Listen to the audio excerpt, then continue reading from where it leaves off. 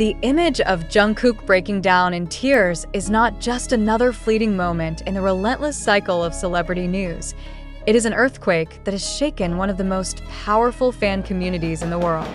The questions that now consume millions of minds are sharp, pressing, and unavoidable. What happened between Jungkook and Jimin? Why has the bond that once symbolized the emotional heartbeat of BTS suddenly appeared so fragile? And perhaps most haunting of all, does this fracture signal a deeper unraveling within the group that has built its legacy on unity, resilience, and unbreakable brotherhood?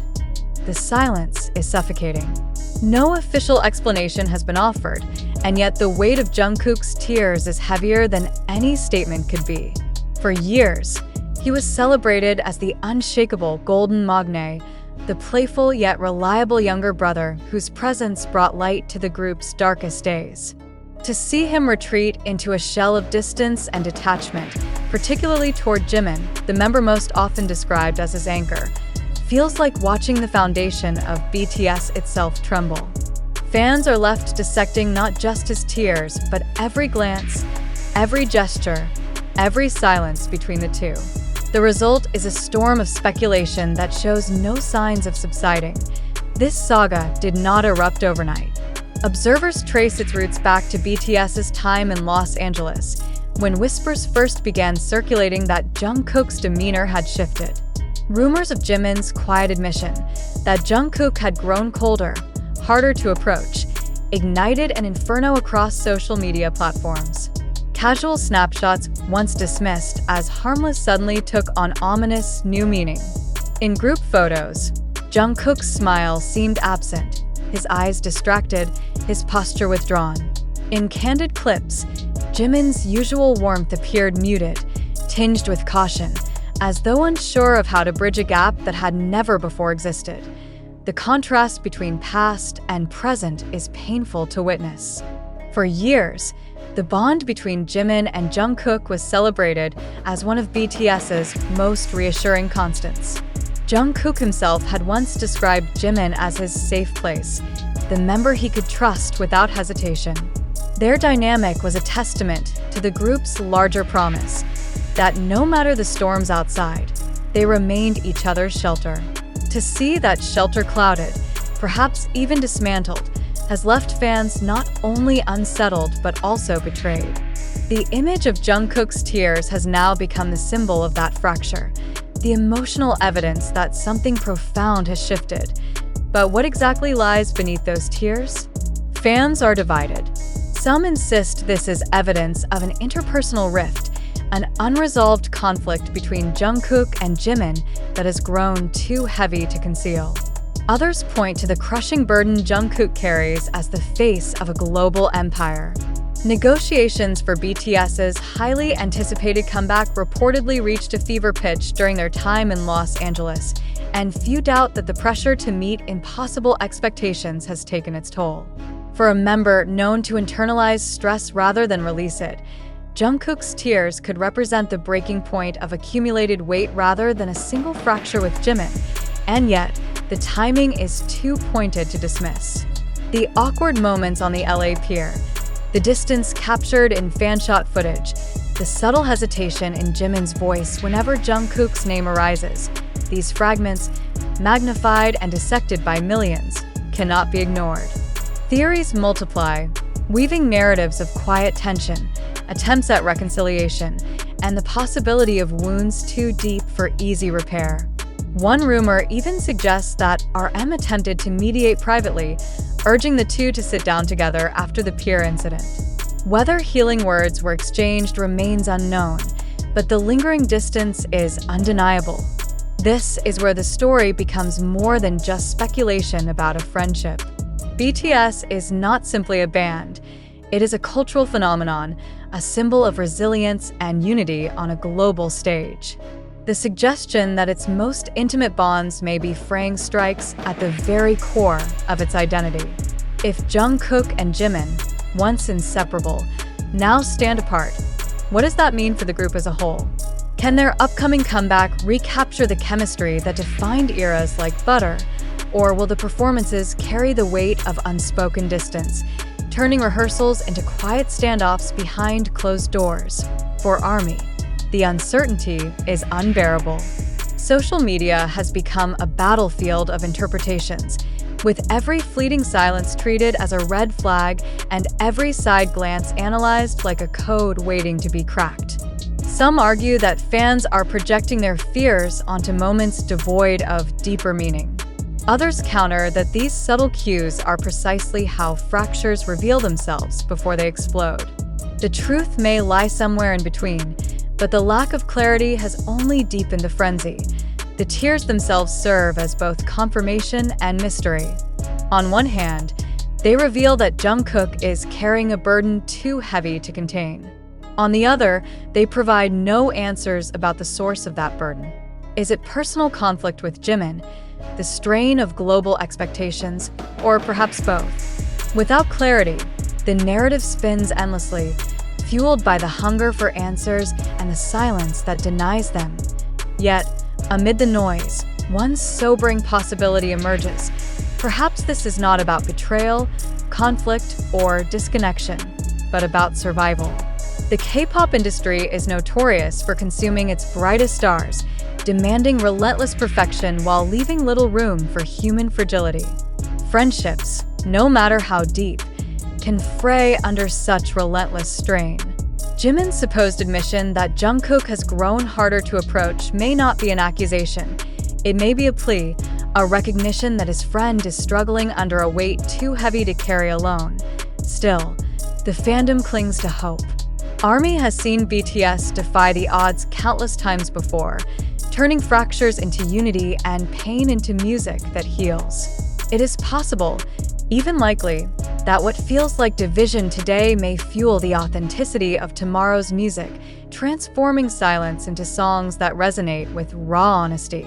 But until that day comes, the uncertainty remains excruciating. As the comeback approaches, the world waits with a single, urgent question. When Jungkook and Jimin stand on stage together, will the silence finally break? Or will the distance persist, a visible scar that no choreography can conceal? The truth remains elusive, suspended between rumor and reality, hope and fear. But one fact is undeniable. Jungkook's tears have forced the world to confront the fragility of BTS's greatest strength, their unity. Whether this is the beginning of a fracture or the prelude to healing will define not only their comeback, but their legacy. Until the silence is broken, speculation will reign, and the emotional heartbeat of BTS will continue to flicker, uncertain and fragile, under the watchful eyes of millions. Under the blinding lights of global fame, every silence feels amplified, every glance transformed into a headline, and every tear weaponized as evidence. Jungkook's tears, witnessed by millions, have now become the central symbol of a mystery that refuses to fade. Is this a private struggle that accidentally slipped into public view, or the visible crack of a bond once thought unbreakable? The question has not only fractured the fandom into opposing camps, but has also forced observers to confront a sobering truth. BTS, the group so often hailed as invincible, is made of human beings who bleed, falter, and fracture under the pressure of expectation. The storm of speculation grows heavier each day. Videos circulate endlessly, slowed down frame by frame, as fans search for signs of reconciliation or confirmation of estrangement. Jimin glances sideways. Jungkook lowers his gaze, and instantly millions interpret these motions as proof of tension. But the more these clips spread, the more difficult it becomes to separate reality from projection. The tears, undeniably real, are stripped of their context and replayed until they lose their original meaning, reshaped by each new interpretation. In this cycle, what began as concern risks mutating into obsession, yet the silence continues. Neither Jimin nor Jungkook has addressed the growing fire, and official channels offer only curated images of harmony, polished snapshots that raise more suspicion than reassurance. Fans ask whether the silence is a strategy designed to keep global attention fixated on BTS until their comeback, or whether it reflects wounds too deep, too personal to be laid bare in public. Every moment of absence, every lack of clarity, keeps the speculation alive. And still, one truth cannot be ignored. The image of Jungkook in tears has already redefined the way the world views BTS. It has humanized them, reminding fans that behind the choreography and flawless performances are young men carrying burdens so immense that even the strongest among them can break. Whether those tears signal conflict with Jimin, unbearable pressure, or both, they have carved a scar into the collective memory of ARMY. When the comeback arrives, the world will not simply listen for new music. It will watch for signs of healing, searching for proof that the heartbeat of BTS still beats as one. The lingering uncertainty has turned into a test of endurance for both BTS and their fans. Jungkook's tears are no longer seen as a fleeting moment, but as a lasting question mark that shadows every step toward the group's future. Jimin's silence only sharpens the tension, leaving room for interpretations that may never be confirmed. As anticipation builds, one thing is certain: the fate of their bond will shape not only the comeback success, but also the legacy of BTS itself. The image of Jungkook in tears has already traveled far beyond a fleeting moment, evolving into a cultural phenomenon that demands interrogation rather than blind acceptance. Yet the central question remains unresolved. Are we witnessing a genuine emotional fracture within BTS, particularly between Jungkook and Jimin, or are we merely consuming a narrative carefully constructed to capture global attention?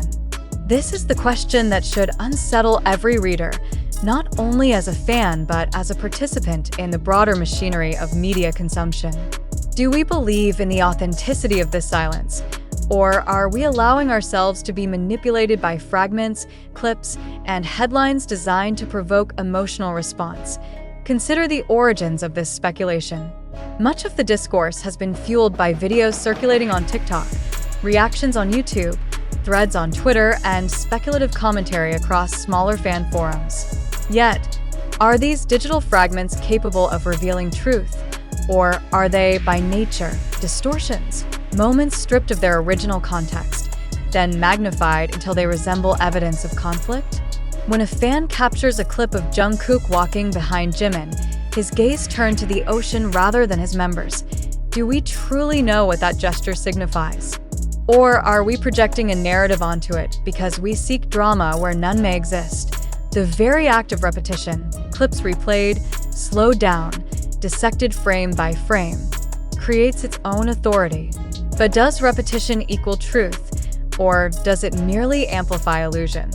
This is the paradox of modern media. What is shared most widely is not always what is most accurate. If the emotional weight of Jungkook's tears has been repurposed as proof of estrangement, then we must ask whether the phenomenon we are witnessing is reality or performance, authenticity or fabrication. Why do we, as consumers, so readily suspend skepticism when it comes to BTS? Is it because their history of vulnerability has convinced us that every gesture is a message?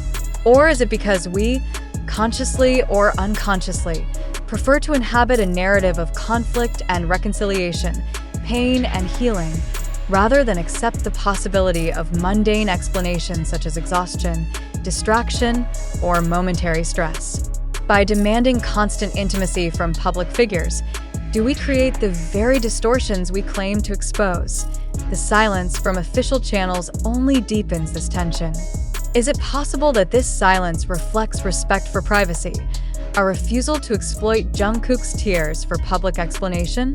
Or does it instead represent a deliberate strategy, allowing uncertainty to ferment because speculation guarantees attention? Which possibility do you, as a reader, find more convincing? The protection of personal dignity or the orchestration of public suspense? And if you cannot distinguish between these two, what does that reveal about the blurred boundaries between art, industry, and manipulation? History warns us that cracks in idol groups can signal deeper collapses. Yet how many times have rumors of disbandment or fracture circulated only to prove unfounded? How many times has the media profited from amplifying fear, while the group itself carried on unchanged? Should we interpret Jungkook's tears as a genuine rupture that threatens BTS's cohesion, or as a fleeting human response elevated to crisis status because fans and media alike crave a narrative of fragility? This raises a more uncomfortable question. Who benefits from your concern, your heartbreak, and your speculation? Every retweet, every reaction video, every heated debate generates revenue, views, and attention. If this supposed fracture is real, then we are complicit in consuming and amplifying the private pain of two individuals for entertainment. If it is not real, then we are complicit in sustaining an ecosystem of misinformation and sensationalism. Either way, the cost is ours to bear. Do you accept that responsibility? Fans often justify their scrutiny by citing love and loyalty, but should loyalty not also include restraint? Should devotion not also mean the willingness to accept uncertainty without turning silence into spectacle? If you believe that Jungkook and Jimin's bond is sacred, why transform it into a battlefield of theories? If you claim to care for their well-being, why exploit their silence as evidence of betrayal? These questions are not rhetorical. They demand answers from every reader who participates in this cycle of speculation. Even if we assume the tears were genuine evidence of internal conflict, are we justified in treating them as public property? Does the fact that Jungkook occupies a global stage entitle us to deconstruct his private emotions for analysis? At what point does empathy turn into intrusion? And at what point does fandom transform from support into surveillance? If you cannot answer these questions without hesitation, what does that reveal about the role you play in sustaining the narrative you consume? Perhaps the most unsettling reality is that we may never know the full truth. Neither Jungkook nor Jimin has addressed these speculations, and they may never choose to do so. Does this silence frustrate you? Or does it liberate you from the compulsion to know everything? Are you willing to accept ambiguity? Or must every unanswered question be filled with assumptions and theories? If you cannot tolerate not knowing, then are you truly supporting BTS as artists? Or are you consuming them as characters in a drama you expect them to perform? The consequences extend beyond BTS. This saga is a case study in how modern fandom operates, how media ecosystems thrive, and how collective emotions can be engineered and monetized. If fans are so deeply invested that even a glance or a silence can provoke international discourse, then what does this say about our relationship with authenticity? Are we witnesses to truth or participants in illusion? And if we are participants, do we recognize the ethical implications of our participation? Ultimately, the image of Jungkook's tears serves as a mirror, reflecting not only the burdens of global fame, but also the desires, projections, and contradictions of the fandom itself. Do you, as a reader, believe this is evidence of fracture, or do you suspect it is a performance carefully curated for your reaction? More importantly, why do you believe what you believe? Is it because of evidence or because of emotion?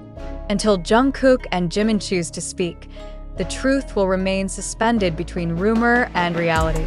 The silence is not an answer, but perhaps it is an invitation to reflect on our own complicity, our own desires, and our own responsibilities as consumers of narrative. Before you share the next clip, before you interpret the next silence, ask yourself, am I searching for truth, or am I seeking entertainment disguised as truth? Am I protecting those I claim to love, or am I exploiting their pain for my own engagement? The real test is not whether Jungkook and Jimin will reconcile. The real test is whether you, the audience, are capable of distinguishing fact from fiction, empathy from intrusion, truth from illusion. And if you are not, then perhaps the fracture that truly matters is not within BTS, but within us. Every moment of speculation surrounding Jungkook and Jimin has reached a point where silence itself has become unbearable, yet endlessly fascinating. The absence of answers has transformed into a kind of performance, where the audience plays the lead role by filling in every gap with interpretations, projections, and fears. But are we truly observers of reality, or are we participants in a carefully crafted illusion? Is this alleged fracture between Jungkook and Jimin a truth hidden in plain sight? Or is it the result of collective imagination, shaped by the algorithms of social media that thrive on uncertainty? It is crucial to interrogate the sources of our knowledge. Clips circulated on TikTok or Twitter are presented as evidence, yet what is the context behind them? Do we know what happened before or after the moment Jungkook looked away, or the instant Jimin's smile faded? Can fragments edited, looped, and dissected ever amount to truth? Or are they mirrors that reflect more about our own emotional needs than about the reality of BTS's relationships? If we accept such fragments as fact, are we not surrendering our ability to think critically? We must also question the role of the industry in sustaining this ambiguity. Is the lack of clarification a failure of transparency, or a deliberate strategy to intensify global attention before the group's comeback? Silence can be protective, but silence can also be profitable. Which do you believe it to be? If this is strategy, does that mean Jungkook's tears are part of the spectacle, repurposed as emotional currency to keep the world watching? If it is not strategy, then are we guilty of transforming his private suffering into public entertainment? The demand for answers places impossible weight on Jungkook and Jimin. Must they constantly prove their unity to satisfy a fandom unwilling to accept uncertainty? Is it fair to expect them to validate our expectations when they may themselves be struggling with pressures beyond what we can imagine? And if they do remain silent, do we have the discipline to respect that choice? Or will we insist on constructing narratives that suit our emotional needs? Ultimately, the more we chase definitive answers, the more we risk losing sight of the truth itself. The tears are real, but their meaning remains unknown. What matters more is not whether Jungkook and Jimin are divided, but whether we, as witnesses, are willing to acknowledge our role in amplifying speculation. Do we demand clarity because we truly care, or because we cannot endure a story without conflict? The conversation surrounding Jungkook's tears and the presumed fracture with Jimin continues to expand with an intensity that feels almost unstoppable. Yet the central issue remains unresolved. Are we confronting an undeniable truth hidden within the spectacle of fame, or are we merely consuming a carefully constructed illusion designed to captivate us? Every article, every video, every post forces us to confront this tension, but few are willing to step back and ask, why do we believe what we believe? Why do we allow fragments of unverified information to define our certainty? Examine the way this story has unfolded. A single image of Jungkook crying, magnified by endless replay and commentary, becomes the seed of an entire narrative of conflict. Is that not extraordinary? How can one moment, divorced from its context, sustain a global discourse involving millions? And if such minimal evidence can spark such widespread speculation, what does that reveal about the nature of fandom, of media, and of our collective hunger for drama? Are we consuming reality? Or are we inventing it together, piece by piece, until the invention itself becomes indistinguishable from fact? The sources of this narrative are also worth interrogating. TikTok edits, YouTube reaction videos, Twitter threads, and minor media reports serve as the foundation of this supposed fracture. But what is the credibility of these sources? Are they grounded in verifiable fact, or in the pursuit of engagement, views, and profit? If these platforms thrive on sensationalism, then why do we not approach their content with greater skepticism? Why are we willing to accept what benefits algorithms as though it were evidence? Should not our devotion to truth surpass our devotion to entertainment? At the same time, we must reflect on our complicity. Each time we retweet a theory, replay a slowed-down clip, or engage in heated arguments about who is at fault, we sustain the machinery of speculation. Do we realize that our actions directly feed the very narratives we claim to question? Are we not, in fact, responsible for creating the weight of expectation that presses down on Jungkook and Jimin? Can we truly say we are protecting them when our relentless scrutiny transforms their silence into spectacle? The ethical dilemma deepens when we consider the possibility that this silence is deliberate. What if the company has chosen not to clarify because ambiguity ensures continued attention?